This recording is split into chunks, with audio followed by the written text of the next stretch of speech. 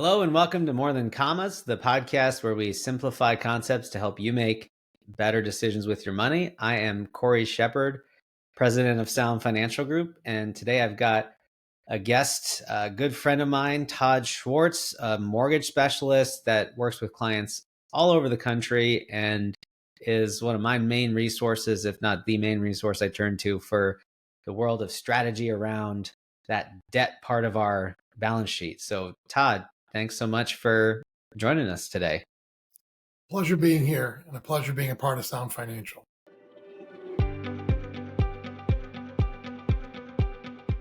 Well, we've got two topics to hit on today.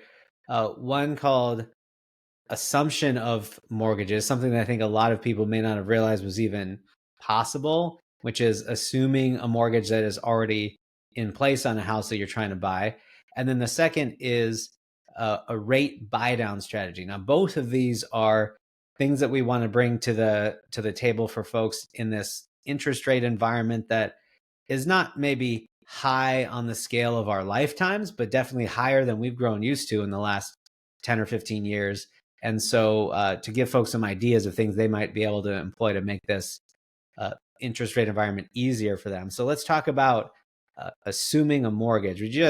For folks who've never heard what that means or even know that it's possible, can you explain what that entails versus just going and applying and qualifying for a regular mortgage like folks would be used to? Absolutely.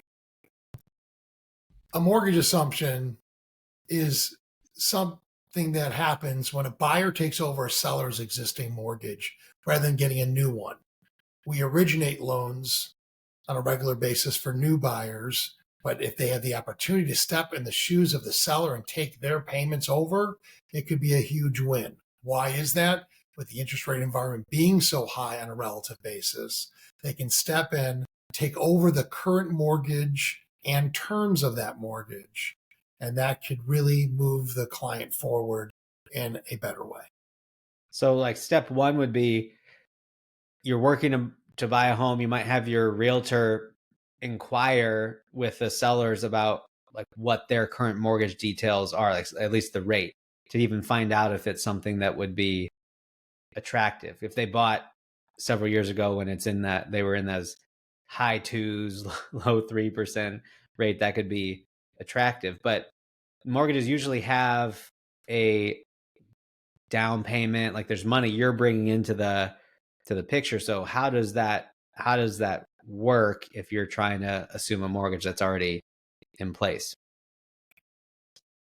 So when trying to figure out whether a assumable mortgage is even a possibility, a new item on a checklist that didn't really exist very often before for a realtor or even someone just doing their own real estate hunting is to ask the seller about their existing mortgage and is it assumable? Many mortgages are not assumable, but some of them are. Now, what's the general rule of thumb on what is assumable? What kind of mortgages are versus what kind aren't? The type of mortgages that are assumable historically are government-based loans, FHA loans, VA loans, USDA loans, historically are considered to be assumable, assuming that people do qualify and have the credentials. For a veteran who qualifies for a veteran administration's loan, they would have the ability to possibly take over someone's old VA loan at a low rate. There are some portfolio lenders and jumbo lenders who also have assumable loans, and it's an excellent opportunity for you to ask those questions of your seller to show that you're informed, to ask, do you have a loan that's assumable and what type of loan do you have?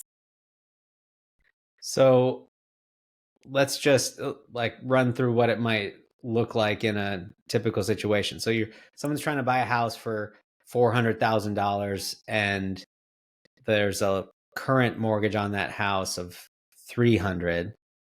Now, normally I'm buying a house, I don't care what their current mortgage is. I'm just going to get a mortgage like $400,000 house. I probably have 20% down, let's say, and then get a mortgage for the rest. So what do we do in this situation if we're assuming it?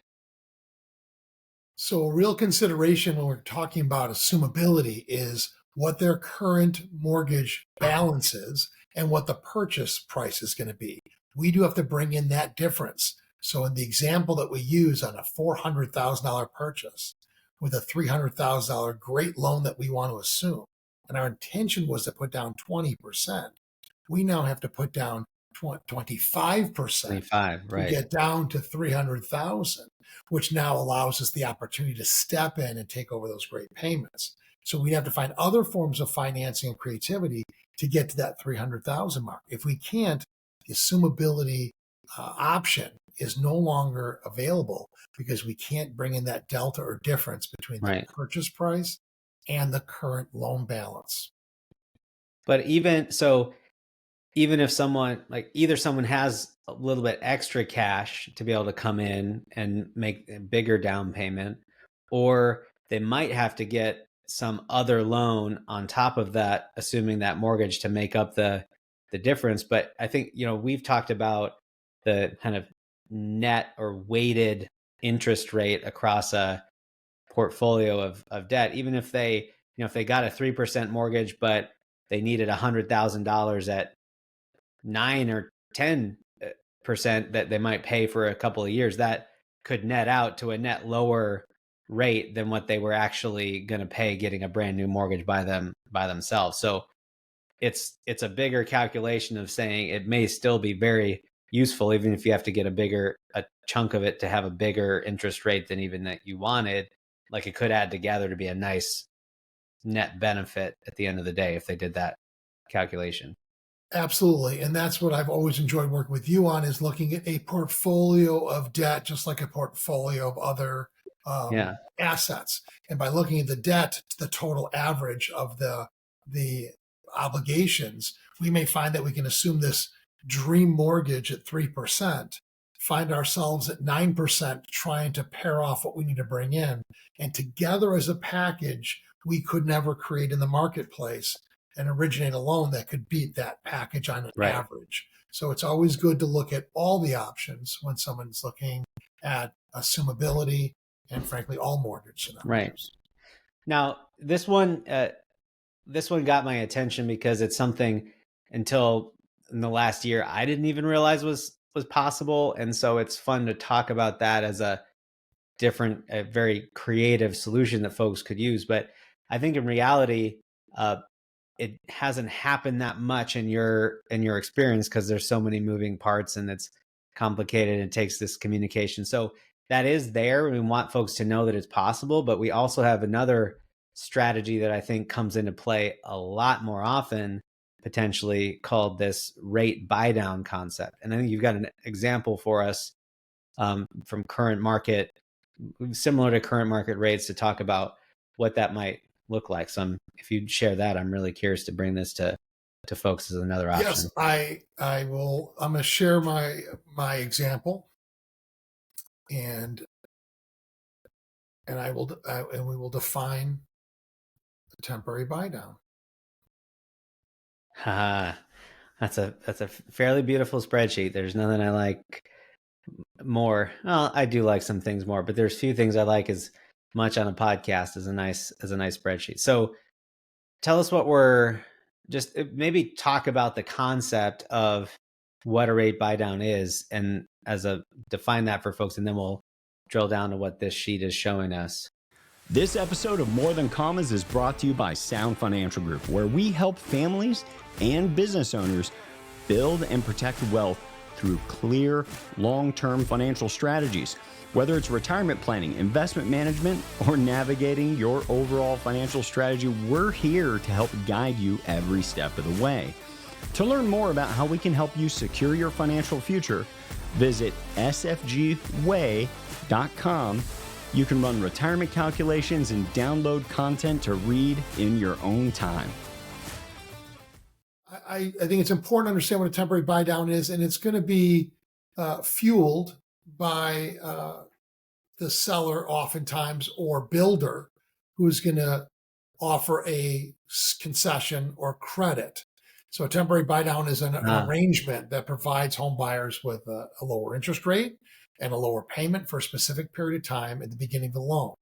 This is not So a an couple adjustment. things. Yeah. Like one, I said buy down.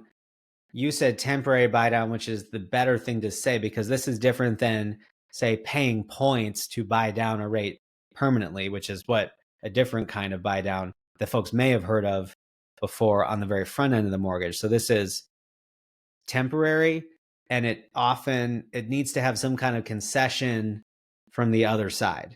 If you're the buyer, the seller, or the homeowner or builder, if it's new, like they need to be giving some kind of credit for closing. Is that Exactly right? right. A closing cost credit will fuel the possibility of a temporary buy down. It can also fuel the possibility of a lower sales price, of lower. Well, yeah, that's the first thing that probably everyone's thinking of listening to this. That went through my head. Like, they're giving me a credit, I'm just going to get a smaller mortgage, right? Like that's the way that would be less of a payment. Exactly right. And that's what you mentioned earlier. The magic words of all of our mortgage planning is break evens and this versus that analysis, right? So in this example, we could clearly take a $10,000 closing cost credit and buy what people call points, which will be a permanent buy down. But then that essentially means I've spent $10,000. I've saved $200 a month in my mock example. And now that's 50 months before I've quote won. In this example, we're using the dollars, I'll call it almost a coupon, in different ways. And we can compare those different ways with this buy down versus just reducing the sales price. So gotcha. And I see this at the bottom. I mean, maybe it makes sense to go to the bottom and answer that burning question for everyone first, right? So $400,000 sales price, reduce it by 10,000 because there was a credit, 30-year mortgage. You're only saving $64 a month over the 30-year mortgage. A $10,000 differential in loan amount will, in this case, be $64, which is no small amount.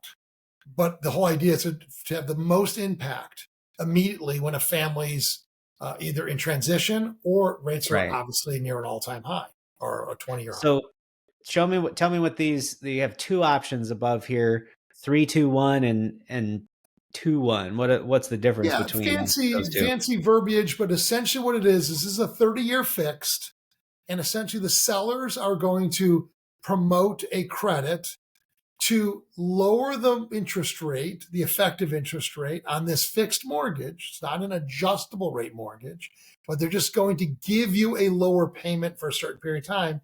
Into the 3-2-1 buy down, it's 3 points lower than the current prevailing rate. Then it's 2 points for the following year than the prevailing rate, and then 1 point lower for the prevailing rate, which a lot, in this case, we can identify that's an $18,000 winner. And in section 2 there, you see a 2-by-1 buy down for a $9,159 winner. But look how the savings is per month. $504 is the true savings by being able to take that $10,000 of generosity, in this case, $91,596.65, and putting it into work. And in the second year, we're getting $258.62 per month. And it still equals the same generosity. And if I just lower my mortgage amount by that $9,000, we know that'd be about a $60 savings. Right. So it's not just getting the money and negotiating it, it's how you use it. So 2 steps. One is, can I negotiate a credit from the sellers and get rates that are the equivalent of 2, 3, 4 years ago? Or do I just take the money from the sellers and reduce my mortgage amount or other items that are possible? So there is an analysis to be had, but this is the way that we are finding currently as a way to, if we can't assume a loan, we're getting 3, 4 years ago rates. Look at the rate that you're seeing on the screen. It's looking like 2021 numbers, for mortgages, which is a great start to a new home and a new life, whatever it is for people. So am I noticing on the 2-1, that would be a $9,000 credit from the seller, and the 3-2-1 would require an $18,000 credit at the beginning, that total cost to buy it down? Yes, and there are other types of buy downs that I didn't include.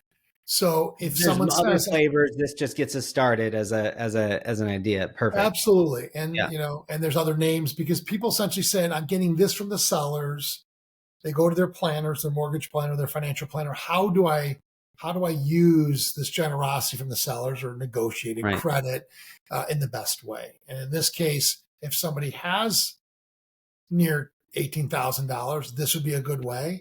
If someone only got 9,000, someone got 5,000, there'd be something to do. There'd be So something again, to do every there. great negotiation Right. will be a benefit if you're getting And something that so, can value.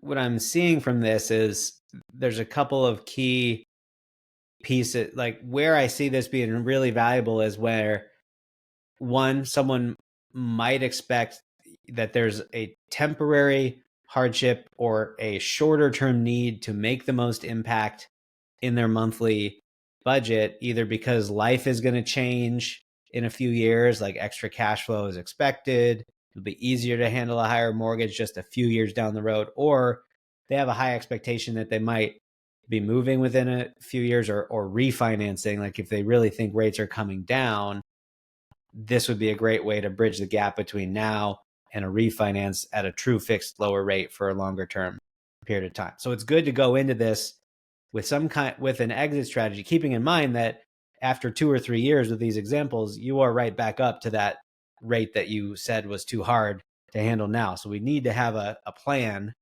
for getting there, but it can be really useful to get there if it's this short-term gap. I want to compliment you. That's exactly what we've been doing with regard to people in transition, people with a certain path. So it's people with growing families, maybe a pregnancy, and there's going to be a cost structure change. People who are finishing grad school, there's maybe partners or spouses, and someone says, we're about to economically win to this in a few years. And then people are anticipating lower interest rates, like you said, they just want to work on this. I do want to mention one thing that's important. Sure. And that is when you mentioned refinancing, Cory, which is a great point, that we always want financial flexibility. We never want to be stuck in a strategy. And so in this case, if somebody were to say the rate 6.625 today, we close, we have our buy down for $18,000 financed by the seller, and then some recession happens and we can refinance in a year. And you'd say, well, am I stuck in this program for a year? The $18,000 is credited to the lender to supplement your payments. And the day that you decide to refinance, whatever's left in your bucket of generosity or credit from the sellers goes back to you as a principal reduction. So it's really important to note that if you use a temporary buy down, it is truly temporary in many ways. One, like you said, it's going to go back to the note rate eventually, but also the chance of a refinance, a dream refinance, is available. And all we're going to do, if you've used $4,000 of the $18,000 in our example, you'd have the opportunity to put $14,000 towards principal, refinance at a new lower rate, and have a great new payment for 30 years or however long you want it. So there is flexibility. I like that. So someone could go for the 3-2-1 buy down, but only use it for a year and have all that money left over to then apply and actually reduce the rate. Then that's great. That's good to know. Use it or lose it. It's truly flexible. Yeah. That's great. Well, Todd, thanks for coming on and explaining all of this. Is there anything else you think we need to cover with these temporary buy downs that we haven't hit yet? Anything you want to add for folks in this current interest rate environment? I will just say that this environment, that's a higher interest rate environment, but there is a slowing of real estate activity, and there is some inventory. This is the time to talk to advisors about these type of strategies, both the assumability aspect of loans and the temporary buy downs, to go to the sellers and do some negotiations, having conversations, because the availability of closing cost credits, seller concessions are on the rise in the last year, even though interest rates have been stubbornly high. So there's a great chance for you to use financial engineering and creativity to see if you can lower your payment for the time being or for the rest of your loan. That's perfect. Thank you, Todd. Thanks again for listening to More Than Commas. Be sure to join us next time for more financial insights and strategies to help you build and protect your wealth. Until then, take care and keep living a great life.